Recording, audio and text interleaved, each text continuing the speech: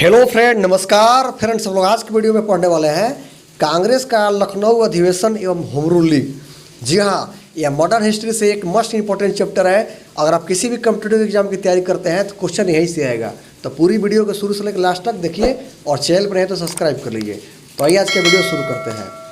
Friends, आज का पहला क्वेश्चन है, वर्ष 1916 में संपन्न लखनऊ समझौता किससे संबंधित था?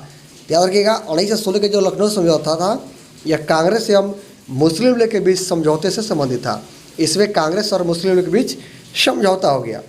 चलिए अगला क्वेश्चन है, 1916 में भारतीय राष्ट्रीय कांग्रेस के लखनऊ अधिवेशन की अध्यक्षता किसने की थी?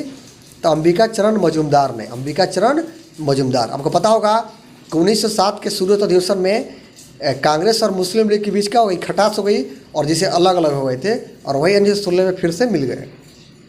चलिए आगे बात करते हैं, सूरत अधिवेशन की से पृथक हुए उग्रवादी और उदारवादियों का पुनः एकीकरण किस अधिवेशन में हुआ?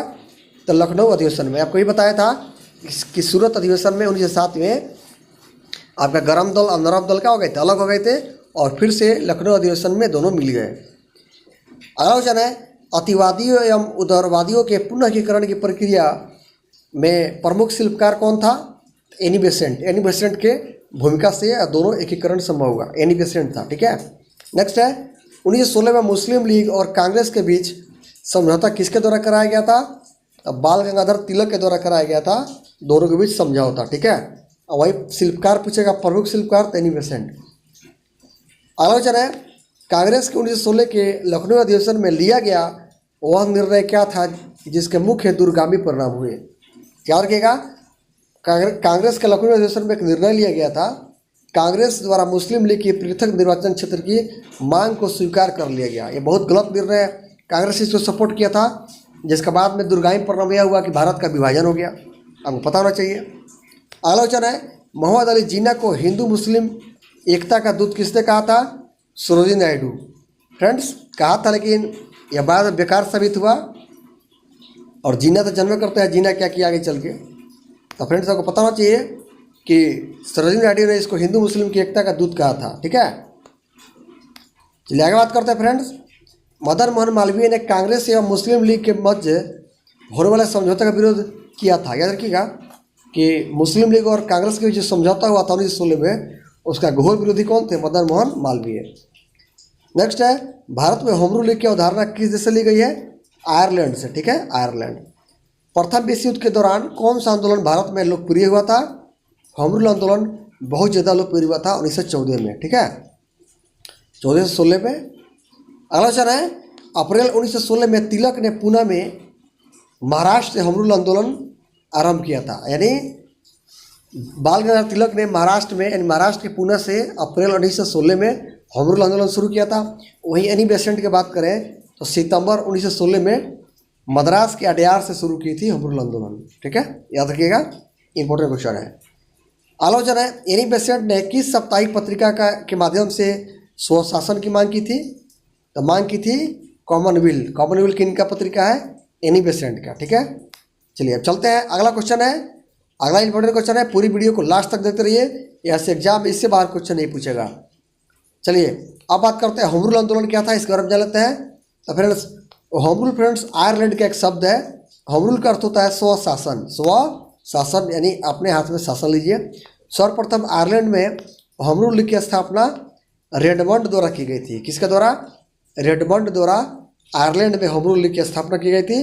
और होम रूल जो है आयरलैंड का शब्द है, जिसका अर्थ होता है स्वशासन। और इंपॉर्टेंट बात जान लेते हैं, 1916 ईस्वी के प्रारंभ इस आंदोलन के समय भारत के वायसराय लॉर्ड चेम्सफोर्ड थे। पूछेगा कि होम रूल आंदोलन के समय भारत का वायसराय कौन था? तो लॉर्ड चेम्सफोर्ड था। ठीक है। चलिए होम रूल आंदोलन के बारे में जान लेते हैं कि जो तिलक का होम रूल आंदोलन था एनी बेसेंट का आंदोलन से किस प्रकार अलग था। तो जो तिलक का आंदोलन था अप्रैल 1916 में हुआ था और एनी बेसेंट का सितंबर 1916 में। चलिए, तिलक का जो क्षेत्र था महाराष्ट्र कर्नाटक था, वहीं एनी बेसेंट का था तमिलनाडु और मद्रास। जो बाल गंगाधर तिलक का मुख्यालय था महाराष्ट्र का बेलगांव कर्नाटक था, वहीं एनी बेसेंट का था अडयार महाराष्ट्र मद्रास। फ्रेंड्स इसमें अंतर क्या था कि यह समिति स्वरूप थी, यह अखिल भारतीय स्वरूप था। इसके अध्यक्ष कौन थे? एनजी केलकर और जोसेफ बैप्टिस्ट। एनजी केलकर और जोसेफ बैप्टिस्ट इसके अध्यक्ष थे। और वहीं एनी प्रेसिडेंट कौन थे? George Arundale. जॉर्ज अरुंडेल याद रखिएगा। बाल गंगाधर तिलक का उद्देश्य क्या था? स्वराज मेरा जन्मसिद्ध अधिकार है। और एनी प्रेसिडेंट का उद्देश्य था स्वराज की स्थापना करना। और इसका किसके माध्यम से प्रचार हुआ? तो बाल गंगाधर तिलक ने मराठा और केसरी पत्रिका के माध्यम से प्रचार किए। जो मराठा था अंग्रेजी पत्रिका था और केसरी क्या था? मराठी था। कन्फ्यूज मत करिएगा, याद रखिएगा।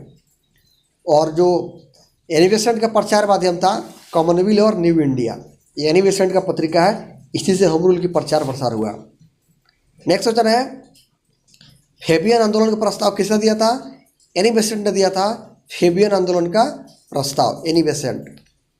अगला क्वेश्चन है, तिलक और एनी बेसेंट के द्वारा होम रूल लीग आंदोलन की शाखाओं को एक वर्ष कब एक कर दिया गया? 1918 में एक कर दिया गया। बाल गंगाधर तिलक और एनी बेसेंट का जो होम रूल लीग था दोनों को एक साथ मर्ज कर दिया गया 1918 में, याद रखेंगे, इंपॉर्टेंट है। नेक्स्ट क्वेश्चन है, 1915 में अमेरिका में होम रूल लीग का गठन किसके द्वारा किया गया? तो लाला लाजपत राय के द्वारा होम रूल लीग का गठन 1915 में अमेरिका में किया गया, लाला लाजपत राय।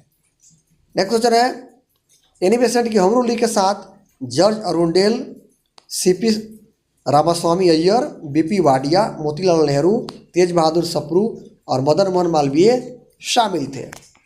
चलिए आज का लास्ट क्वेश्चन बात करते हैं, लास्ट फैक्ट्स। 2 जनवरी 1916 को लंदन में भारतीय होम रूल लीग की स्थापना की गई। कब की गई? तो भारतीय होम रूल लीग की स्थापना की गई 2 जनवरी 1916 लंदन में। किसके द्वारा की गई? आप लोग कमेंट करके बताइए। इसके जो महासचिव थे ग्राहम पोल थे। कौन थे? ग्राहम पोल थे। तो फ्रेंड याद रखिएगा, इंपॉर्टेंट क्वेश्चन है। फिर मिलते हैं नेक्स्ट वीडियो में, तब तक के लिए जय हिंद।